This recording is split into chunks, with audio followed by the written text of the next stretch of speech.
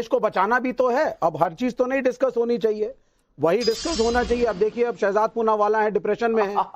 शहजाद पूनावाला बेचारे बहुत दुखी हैं, कल से दुखी हैं, 2 दिन से बेचारे शॉक में हैं कि इनकी जो फेवरेट एक्ट्रेस हानिया आमिर से इन्होंने हानिया पनीर कर दिया, अब उनको अलाउ नहीं किया जाएगा यहाँ पे दिखाने। तो आप देखिए ना वक्तव्य में क्या क्या बोला, राजीव गांधी पे चले गए, पेड़ गिर गया, पहाड़ आ गया, चंद्रमा पे कुछ हो गया। अरे भाई सीधी सी बात है, अंबेडकर साहब ने कहा इस धर्म के अंदर दलितों के साथ कभी न्याय नहीं होगा, धर्म को छोड़ो और बुद्धिज्म में जाओ। उन्होंने ये करा। वो कभी नहीं चाहते थे कि मेजॉरिटी हिंदू धर्म के लोग इस देश को हिंदू राष्ट्र बनाएं। सारे क्लॉजेस, और आप तो वकील हैं, आपने तो पढ़ा है कानून, शहजाद पूनावाला, आपने तो खुद, आपको नॉलेज है।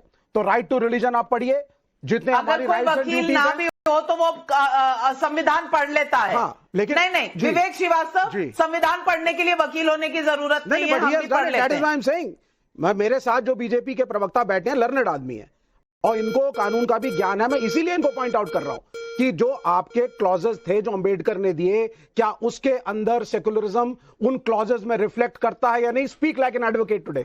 आज आप बोलिए, right to freedom of religion जो कहता है हमें कि कोई भी कुछ भी धर्म बना सकता है, फॉलो कर सकता है, उसको सरकार, और ये भी क्लॉज है कि the state and the government does not have a right कि आप धार्मिक मुद्दों में किसी एक धर्म का साथ दें, जो आज मोदी साहब और आपकी पार्टी और सरकार दे रही है। यह है कि नहीं है?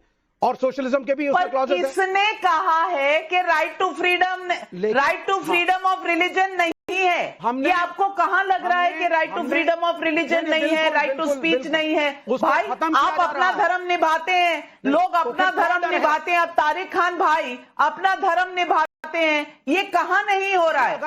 क्या तारिक खान भाई आप क्या हिंदू धर्म फॉलो करने लग गए हैं 2014 से? आप मुसलमान ही है ना तारिक खान जी? आप मुसलमान ही है ना कि धर्म बदल लिया आपने 2014 के बाद? नहीं, जिस फ्रीडम की बात कॉन्स्टिट्यूशन करता है, धार्मिक फ्रीडम भी तो खत्म करना है। और एक सवाल उठता है, आपने कहा कि सोशलिस्ट और सेक्युलरिस्ट सब हटा दीजिए, फिर क्या लेके आएंगे? क्या शब्द लेके आएंगे? कुछ लेके भी आएंगे शायद, हिंदू राष्ट्र। नहीं, मैं पहले तो आपसे पूछ रही हूं, मैं पहले आपसे पूछ रही हूं कि क्या आप हिंदू हैं या मुसलमान हैं? आपका धर्म जो है, आज आप जिस धर्म में पैदा हुए थे वही धर्म फॉलो कर रहे हैं ना? आप वही फॉलो कर रहे हैं। हिंदू हो जाए, शहजाद पूनावाला भी हिंदू हो जाए, आप चाहती हैं? नहीं, बिल्कुल नहीं चाहती। तो मुझे तारिक खान भाई ही चाहिए, मुझे तारिक। तो फिर सेक्युलरिज्म को खतरा कहां से हो गया? तो सेक्युलर शब्द अगर ना भी हो तो आप अपना धर्म निभाइए, हम अपना धर्म निभाएंगे, कोई और अपना धर्म निभाएगा। दिक्कत क्या है? तो जो लोग 42वें संशोधन को बताते हैं कि मिनी कॉन्स्टिट्यूशन था, बहुत गलत हुआ था, हम मानते हैं गलत हुआ था। आप भी वही करना चाहते हो? आप भी तमाम किस्म के चेंजेस करना चाहते हो? इसको हटाओगे तो लेके क्या आओगे? फिर क्या करोगे? तभी तो मांगी थी इतनी सीटें, फिर क्या करोगे? मैं बताता हूं ना, हिंदू, या आप लेके आओगे शब्द हिंदू राष्ट्र, और कई हिंदू नेता इसकी डिमांड भी कर चुके हैं। और तब क्या होगा मैं ये भी बताता हूं, तब यही होगा, ऐसे ही कथावाचक नहीं बनने दिया जाएगा यादवों को और पिछड़ों को, ऐसे ही उनका हक मारा जाएगा, ऐसे ही आरक्षण हुआ जाएगा, बराबर नहीं बैठने दिया जाएगा। आज से 1000 साल पहले, 2000 साल पहले, 4000 साल पहले जिस गुलामी में भारत रहा है, ये उस दौर में वापस ले जाना चाहते हैं भारत। बाबा साहब ने आपको 1 वोट का अधिकार दिया, सबको बराबर कर दिया।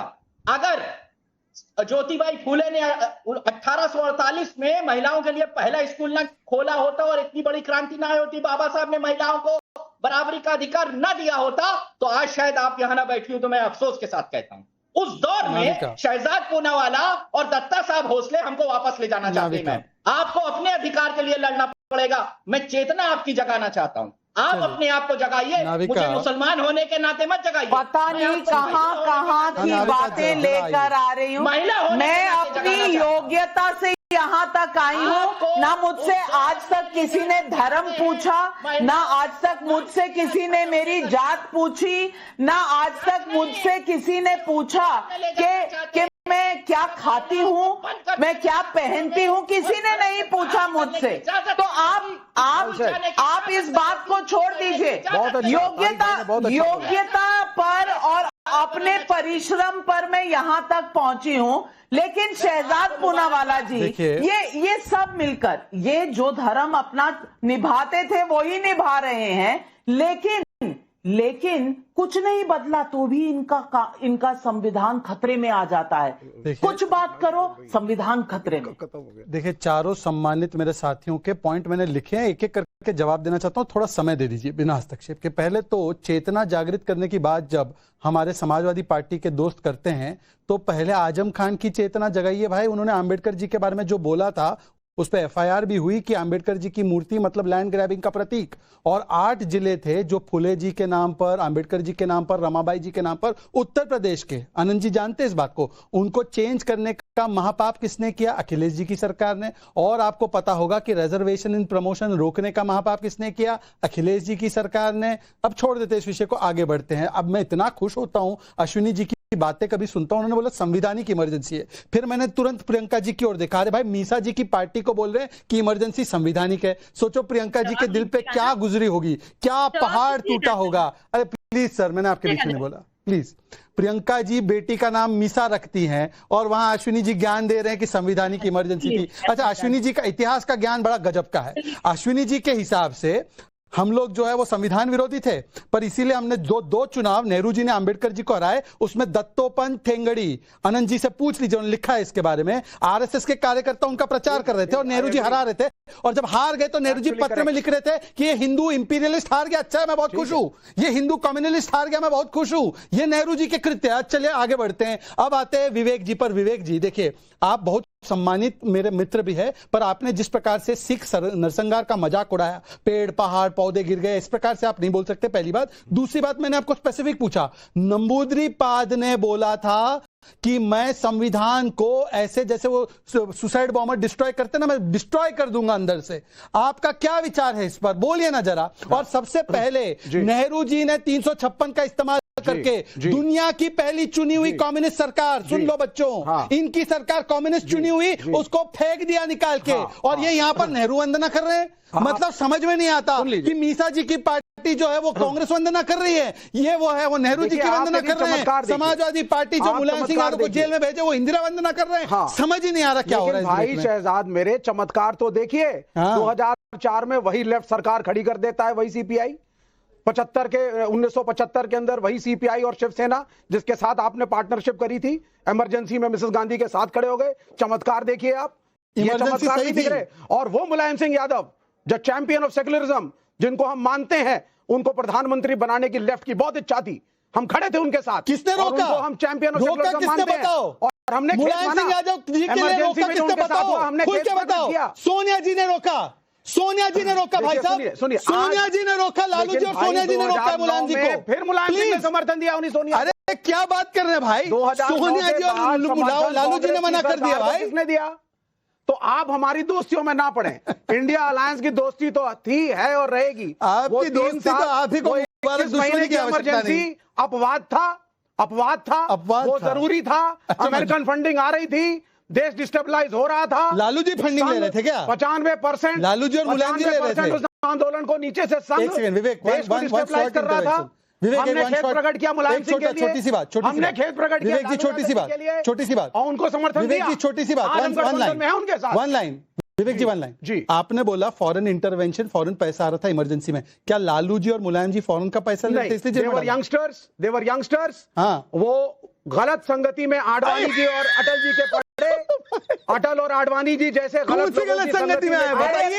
हमने भी गलती रियलाइज करी, आपातकाल में ये लोग गलत संगति में आ गए थे। लालू बाहर का पास पैसा आ रहा था, लालू उनकी सारी गलतियां माफ। यहाँ पर एक चर्चा के लिए अगर कुछ कह रहा है कोई, तो उसे फांसी पे टांग दो। कमाल कर रहे हैं आप विवेक श्रीवास्तव जी। मैं क्या ही कहूँ। अनंत जी, अब आप ही बता दीजिए, ये विवेक श्रीवास्तव ने कौन किसकी संगत में आके क्या कर रहा था, क्या ही कह रहे हैं। चर्चा से इतना परहेज, संगत को इस तरह हमने मुलायम सिंह को भी अपोलोजाइज किया, हमने लालू यादव जी को भी अपोलोजाइज किया। आज सारे एक साथ हैं, आज लालू यादव हमारे साथ हैं, आज मुलायम सिंह सिंह हमारे साथ हैं। विवेक श्रीवास्तव जी बड़ी मनोरंजक बातें कर रहे हैं, बहुत इंटरटेनिंग बातें कर रहे हैं, क्योंकि इनकी पार्टी उस समय कांग्रेस की पिछलग्गू बनी हुई थी। और मुझे याद है कि मावलंकर हॉल में पीडब्ल्यूए की एक बैठक हुई थी जिसमें इनकी पार्टी ने सपोर्ट किया था और बहुत कायदे से सपोर्ट किया था। इसीलिए आज तक पीडब्ल्यूए और सीपीआई और तमाम लोग इमरजेंसी को एन प्रकार सिद्ध करने में लगे रहते हैं कि विदेश का पैसा आ रहा था, अडवाणी की संगति में बर्बाद हो गए थे। तो क्या भाई साहब ये बता दो ना कि क्या लालू जी, मुलायम सिंह यादव